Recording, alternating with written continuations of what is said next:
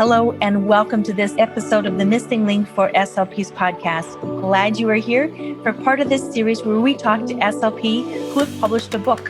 Whether it's self-publishing or more the traditional route, their passions are written in words. So welcome to this episode. Enjoy. Also, when you're done or while you're just listening to the episode, go find us at freshslp.com. Subscribe to us on YouTube. We are definitely working on building a great podcast and would welcome your support.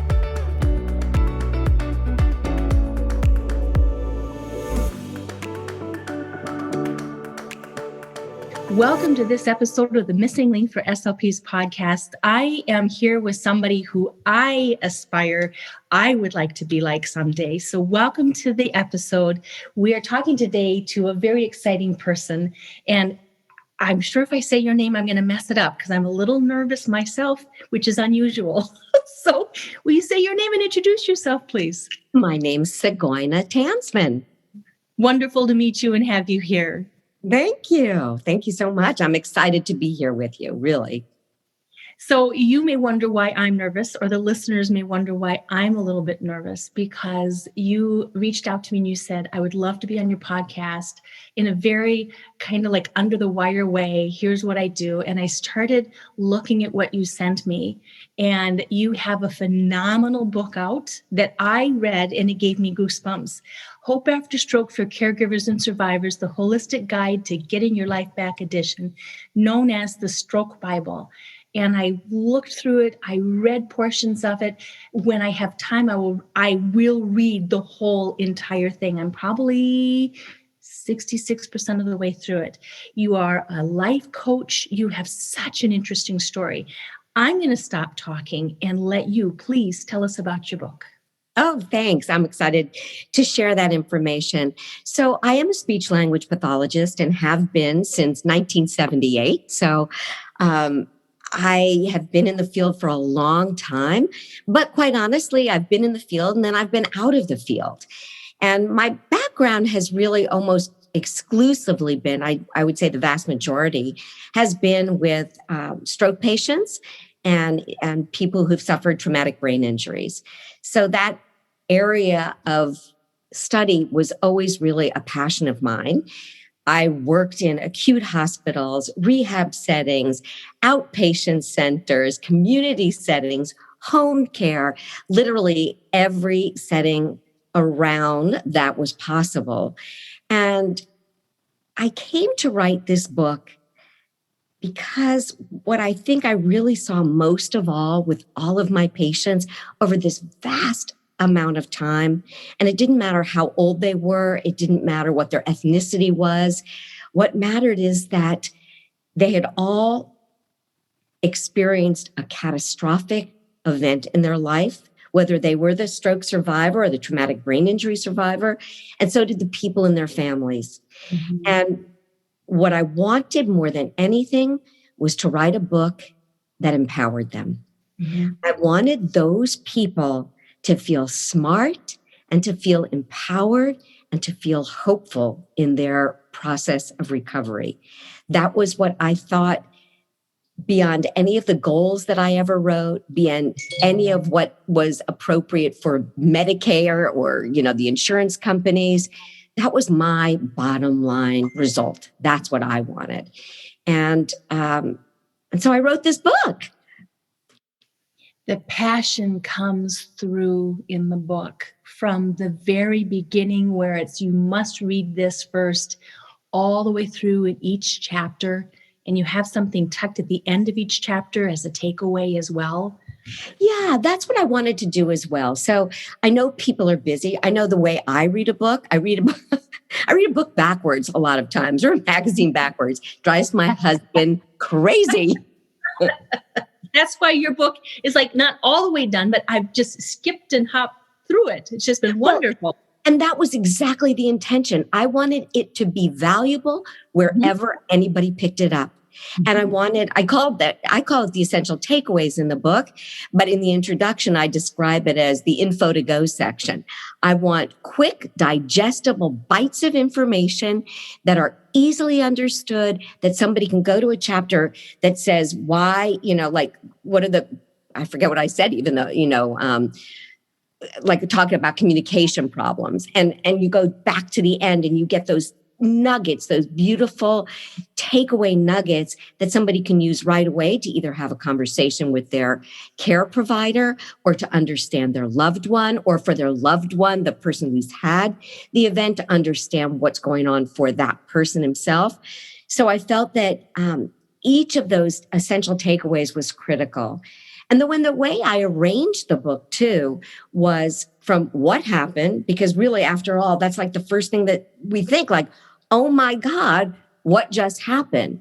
Right. So I really help simplify the medical jargon. And you go to the hospital as a stroke survivor or a caregiver of a stroke survivor, and it is a crash course in medical, information. Mm-hmm. And what we routinely know as the ST, the PT, the OT, somebody who is dealing with all this emotional crisis has no idea what they're talking about. Suddenly they're able to read MRIs. They have to deal with, all these different therapists.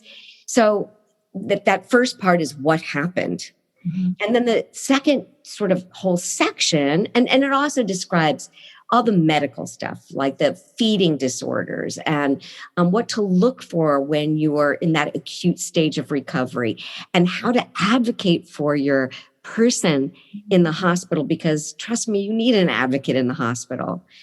So that second section is what's next. It may be that transition from hospitalization to either going home or into the next phase of long-term recovery in a facility. And then the third part is what now?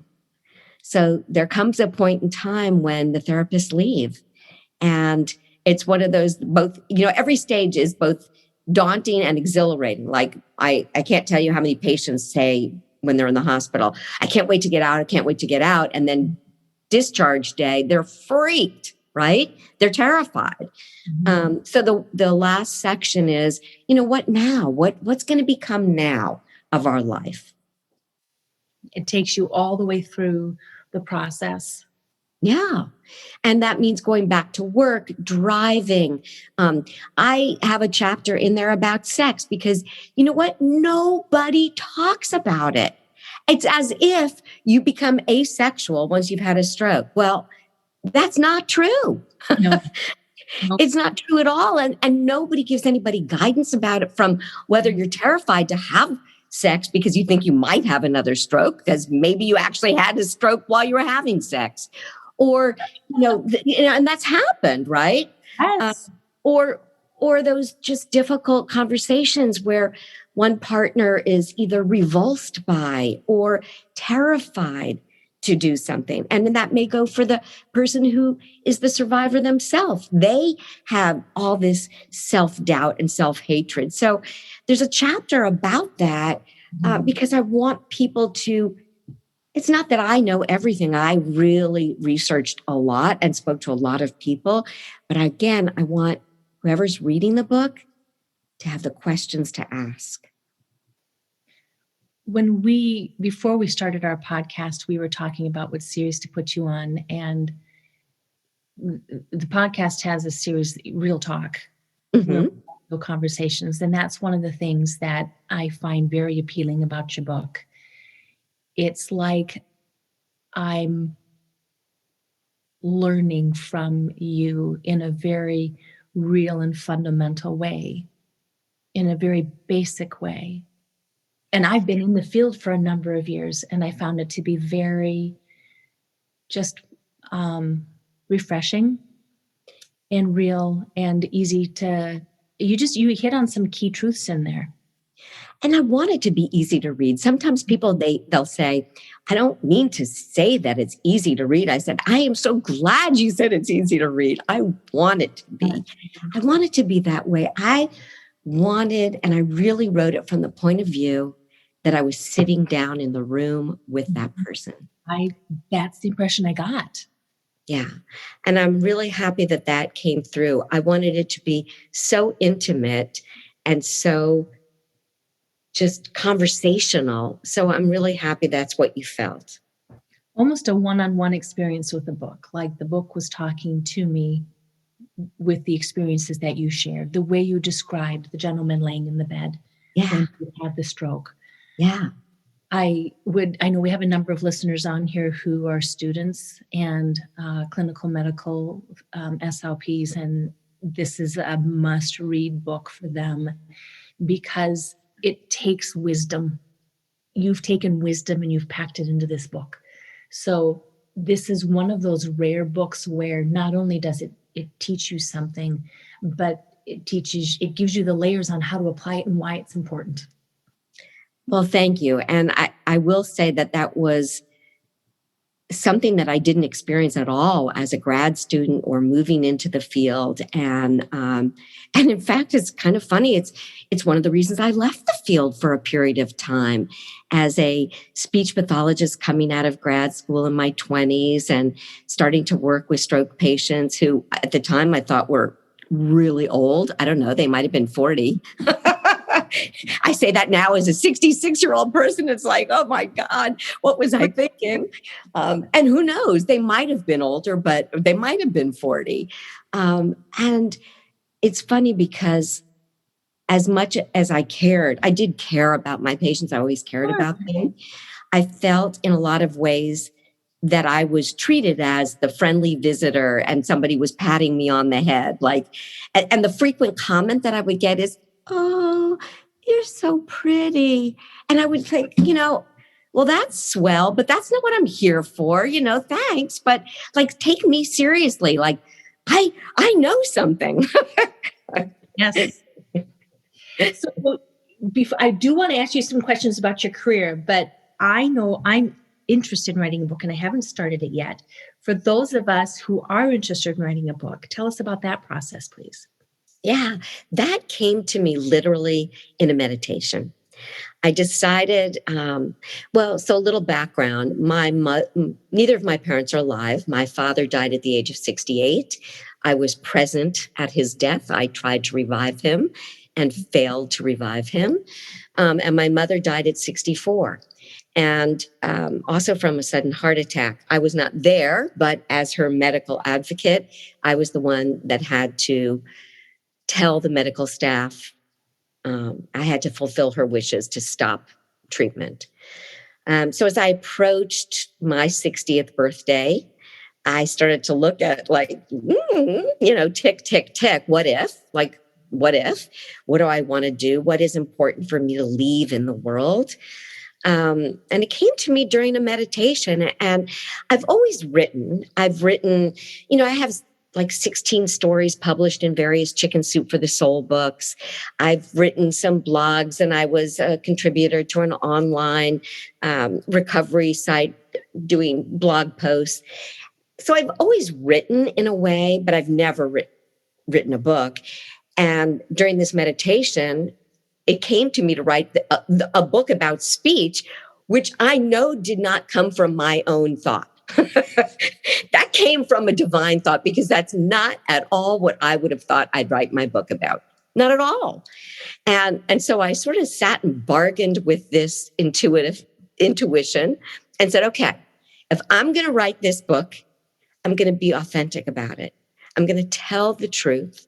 I'm going to write it the way I want to write it. And I'm going to say the words like holistic. Which I was forbidden from saying 30 years ago when I started in my career, or 40 years ago when I started in my career. I was going to write it the way that I wanted to write it. And I had listened to another podcast. It was about a young guy in his 30s who had, and I'll shorten the story, but anyway, he created this group called the Self-Publishing School. And his story was really profound and interesting, and about, how you can learn if you've never written a book, and how the world now, every industry has been disrupted, and the publishing one way more so. So as a little background, I had started writing children's books, and I was submitting them in a very traditional way to traditional publishers, where they wanted exclusive submissions. That meant that you could submit one story, and you had to wait 6 months to a year to hear no from them, right? It was a mean industry.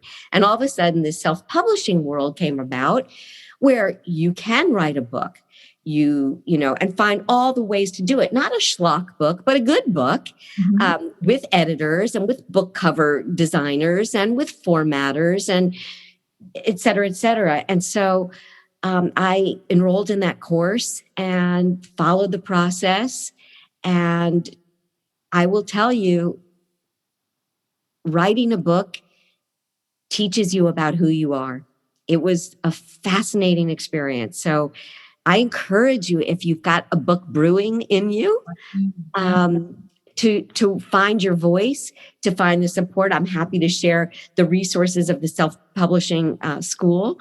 They have a lot of free resources and that are both, what do you call it? YouTube videos, as well as some print stuff. And then, if you decide to go further and invest in their coursework, to go ahead and do that. But yeah, self-publishing school was really helpful to me. And I'm actually working on now my third.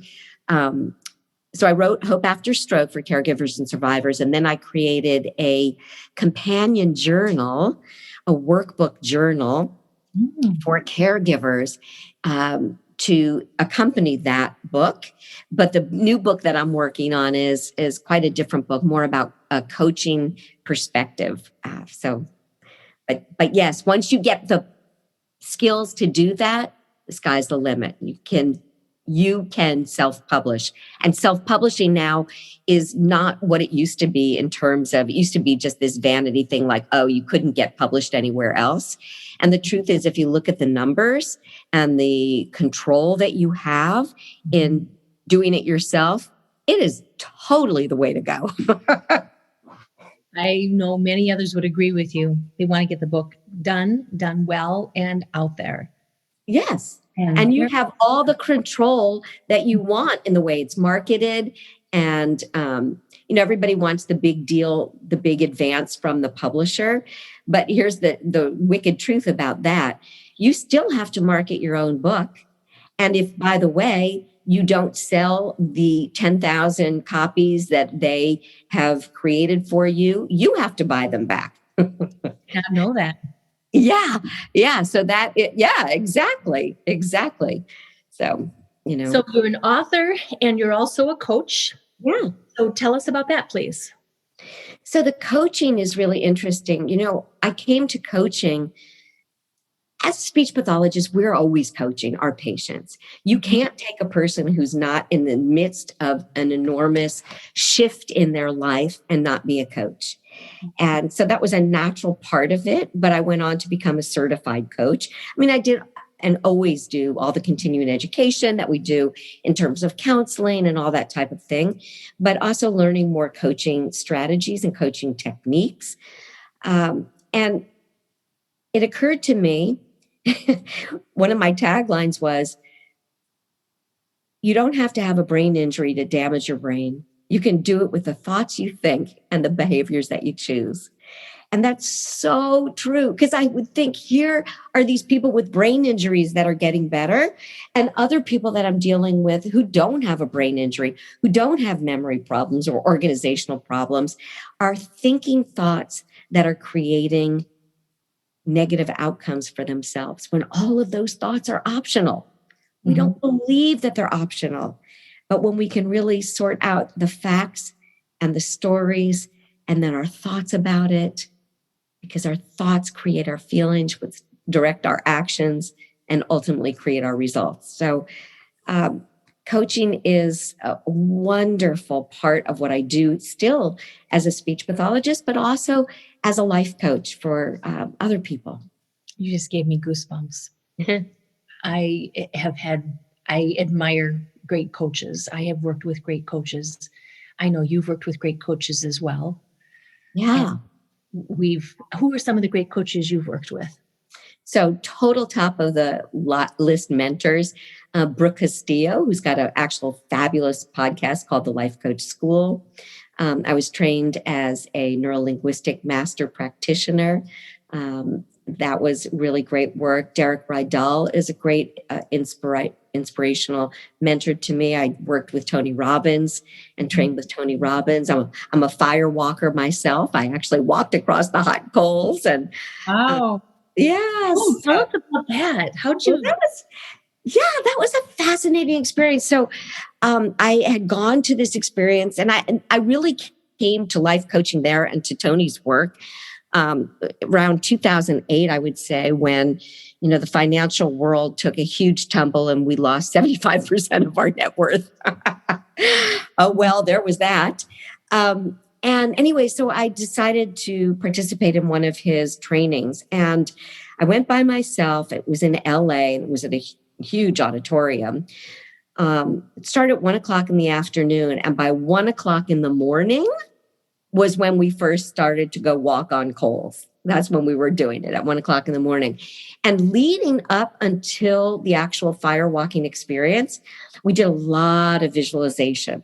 And if you would have asked me how long I was lying on the floor of this, convention center, in preparation and mental preparation for this exercise, I would have said 15 minutes. But that was a full at least 45 minutes to an hour of Wow. just mental preparation, seeing what we were seeing, hearing what we were hearing, feeling what we were feeling. And in fact, when I went to do this again, so I was with a lot of people. There were probably close to 3,000 people in this experience. We walked from the convention center barefoot, actually. We walked barefoot wasn't very far from the convention center where we were going to walk across these hot coals. And it was probably about 15 to 20 feet. I want to say it was 15 feet of walking on these hot coals. And you're watching the guys with the wheelbarrows of these red hot coals, and they're putting them down. And there was a lot of chatter. I was really happy I was by myself and not influenced by sort of or distracted by other conversation. I focused on what we had done in the visualization exercise, what I was saying to myself, my mental preparation for it. And then it was my turn. And they tell you to walk briskly, but not fast, not like you're running. They don't want you to run across it. And by the time I got to the end of it, somebody grabbed my arm. So my first inclination was, wait, what did I do wrong? And they stopped me because then they put your feet in water just in case there are embers stuck to your feet, because that can happen. So even though they were already on my feet and I didn't experience any feeling, once you're out of that sort of mental state, once you've completed it, you could have an ember burn you. So the reason they stopped me was to just get my feet in the water and wash off anything that was attached. And it was pretty amazing experience to know that I did that, to know that it was a mindset, to know that it was a possibility for myself. Very, very strong, very powerful story. Yeah, it was. It was an incredible thing. And that's how we kicked off, 3 days of intense training. That's an amazing story. Yeah, it was. It was really cool. It's an amazing story. I've come through a lot of trials in my time. And one of the things, and I know I shared this with you before, is, people have said, my gosh, you're so strong. And I'm like, wow, I'm just strong enough. And I love being around people who bring out the goosebumps and have that strength. And I love this. I love this. And I'm a little lost for words on what question I want to ask next, because that was such a powerful story. It just, incredible. Likewise, I have to say, Maddie, you amaze me. Truly, you amaze me. I think you amaze me. Who knows what I would be like in your situation? We just don't ever know, right? And that's very true. And that's why I do what I do, to uplift others and to have that mindset myself and be around others who are uplifting. How does that phrase go? If the flower's not blooming, don't blame the seed, something like that. Oh, I don't know. Be around in soil that nourishes you and yes, helps you grow. Yes. And one of the things, now I've had a span of a career like you as well. I was counting, I have over 25,000 one-on-one hours of therapy. in my board. Wow. I was writing Wow. enough notes, and I'm like, how many times have I done this? And Wow.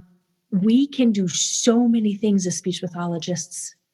We can write books. We can work in home health. We can become um, uh, lobbyists. I know speech pathologists who've become lobbyists.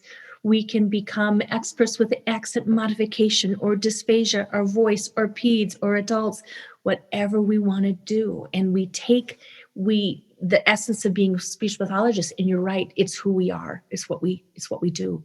Yeah. Yeah. Wow. Wow. How did you calculate the number? The number of hours? By the number of years I've worked, number of hours per week. Oh, wow. Yeah. It was a roundabout estimate. What year did you graduate? 1992. Okay. So I graduated in 78.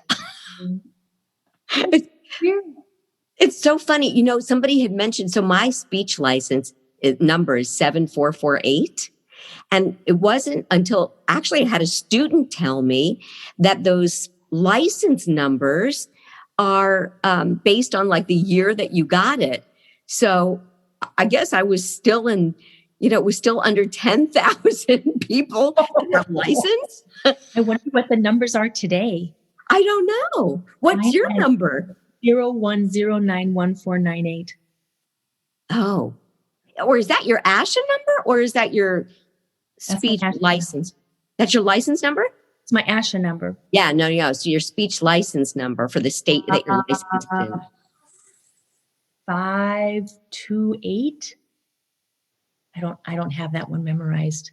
It's only like 3 or 4 digits. Oh, so it's only 4 digits. He made it seem like that this guy that he had as a mentor had his license was number 1. I don't know. I don't know if that was true or not. Maybe that's a legend. Well, I have a very good friend of mine, Anita Kazan, who's just a very gifted voice therapist, and she's in her 70s, I believe. Oh, wow. Going strong. Yeah. She just finished a 3-day, like around the world voice webinar. Wow. Loves it. Loves it. And I hope to be doing the same. Let's jump back just a minute. You said you left the field for a short period of time. And my coaching niche is with speech pathologists who do struggle. They're new, they're transitioning, they're not sure where they want to go with their career. So would you share with us why you became a speech pathologist and why you left? Yeah, sure. So I first became a speech pathologist. Coincidentally, the timing was interesting. I had just returned from Germany with my family. We lived abroad for a year, and I was just entering college. I had taken some college coursework at the University of Maryland when I was in Germany because it was affiliated with the American base. And my mom was working for the Americans and my father was working on the German economy. So I had to declare kind of a major.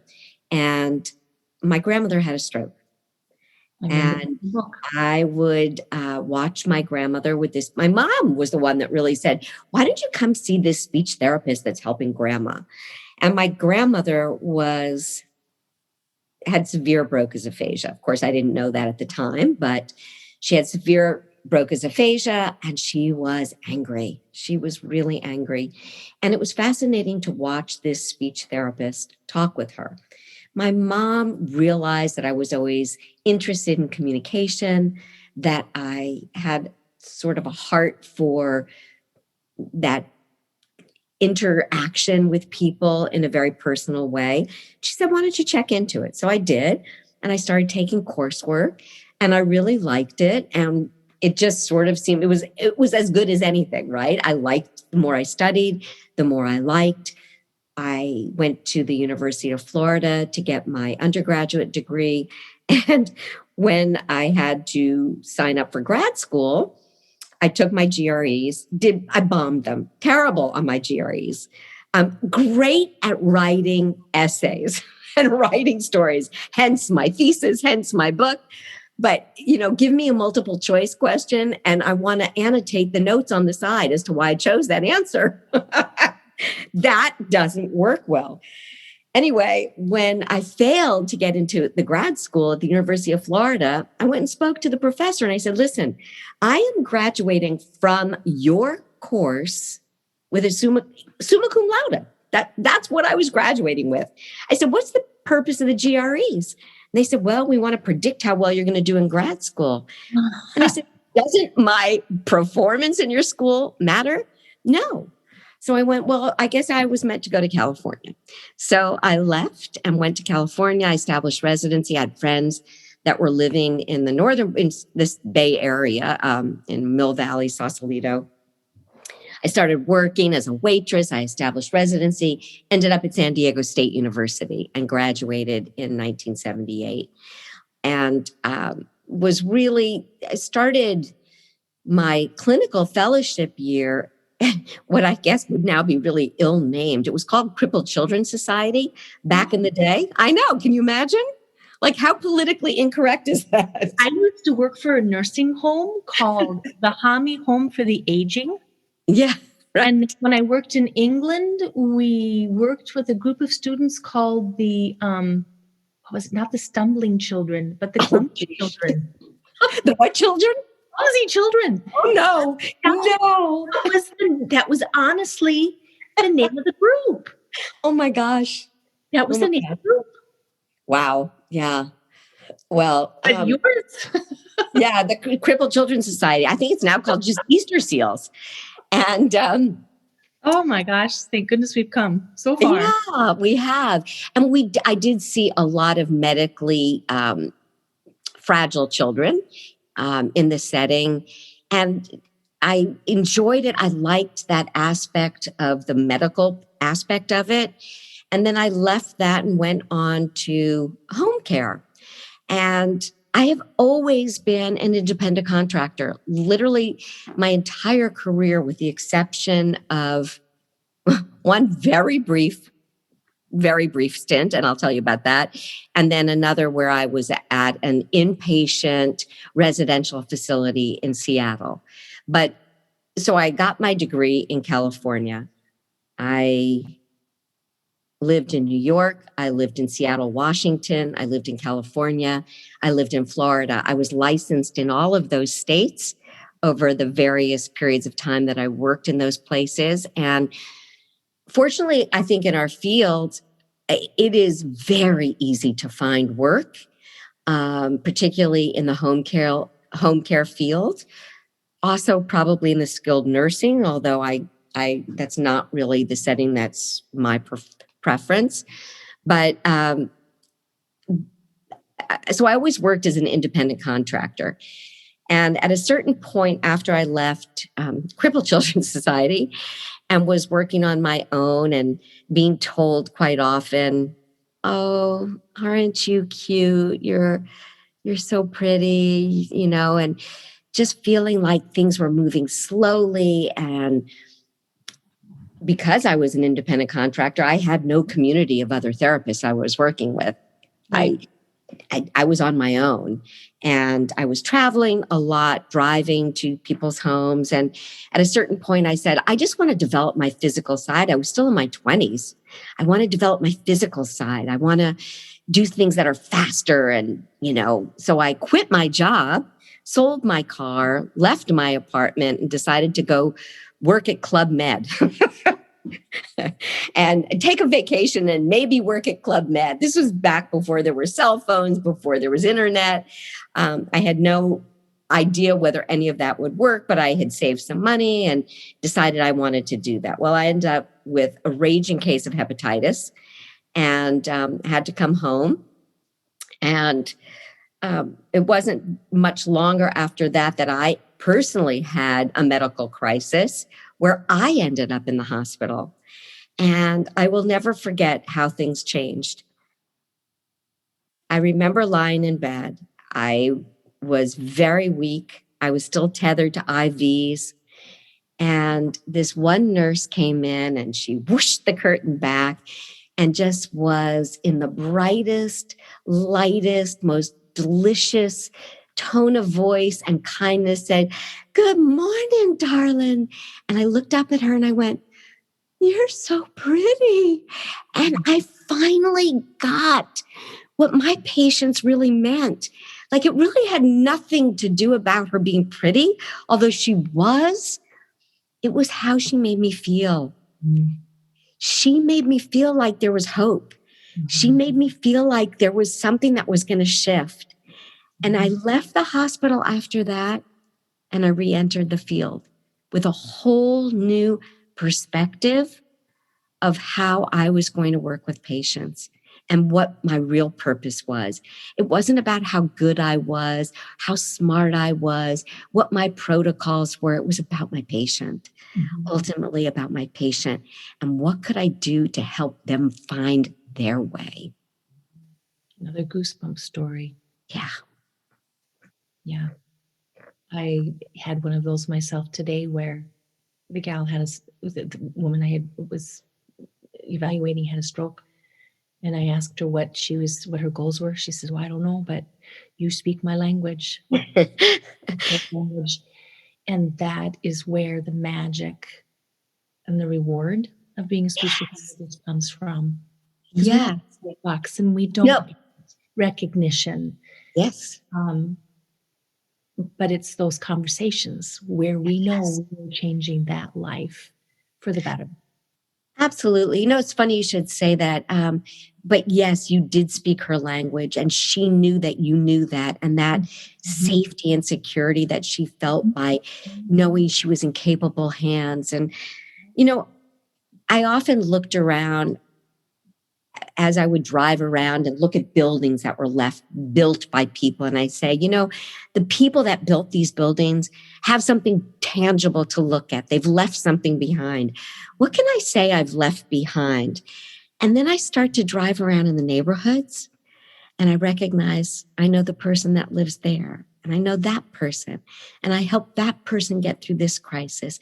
And this person, I know their personal story. And I started to stack those things up as the contribution that I made, not so much what I did for them, but for how I was a part of an intimate, sacred journey that they were on. Very honorable. Fresh SLP is my legacy. It's why this is me paying it back to the speech pathologist coming behind us. I think that's fantastic that you've elected to do that and expand and see what's so possible and different and limitless in our field. I mean, I will say that is one really phenomenal aspect of our field, is how broad it is. And I see all these young people now creating materials and doing things that are thrilling.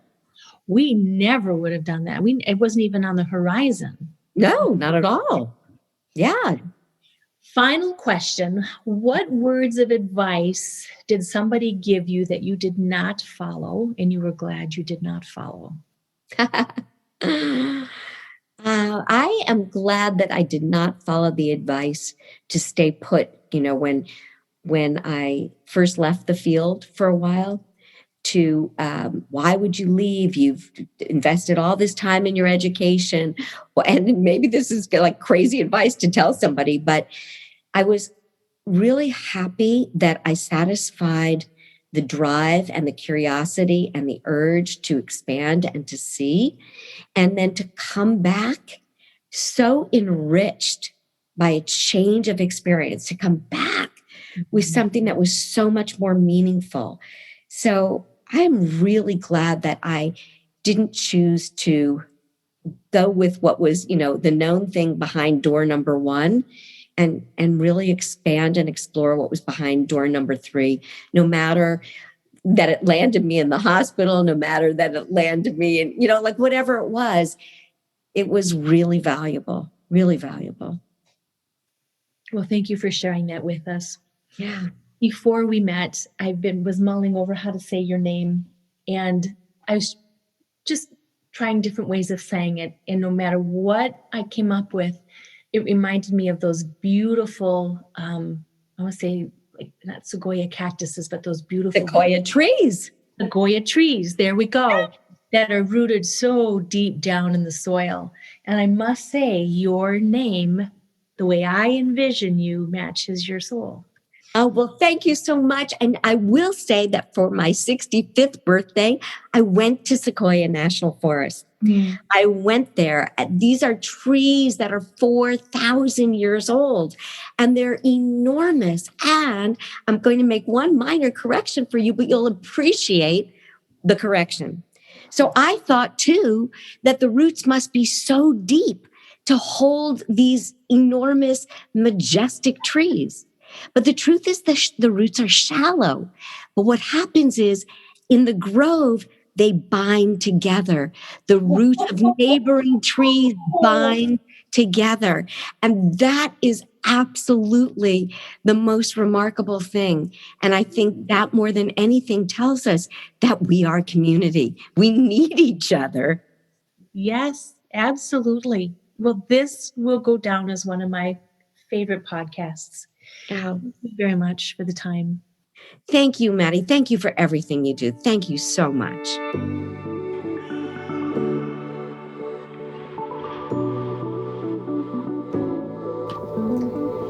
I hope today's conversation has created some aha moments for you and motivated you to become a better SLP, continuing to connect some of those missing links between what you know and how to use that knowledge. Thank you for downloading the missing link for SLP's podcast. And if you enjoyed the show, I'd love you to subscribe, rate it, and leave a short review. Also, please share an episode with a friend. Together we can raise awareness and help more SLPs find and connect those missing links and get the information needed to help them feel confident in their patient care every step of the way. Follow me on Instagram and join the Fresh SLP community on Facebook. Show notes are always available, so come learn more at freshslp.com. Let's make those connections. You got this.